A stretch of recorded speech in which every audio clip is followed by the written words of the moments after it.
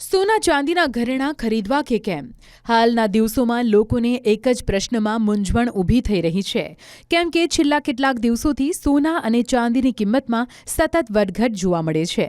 ત્યારે વાત કરીએ આજની તો આજે 5 ફેબ્રુઆરી ગુરુવારના રોજ સોનાની કિંમતમાં સારો એવો ઘટાડો જોવા મળ્યો છે.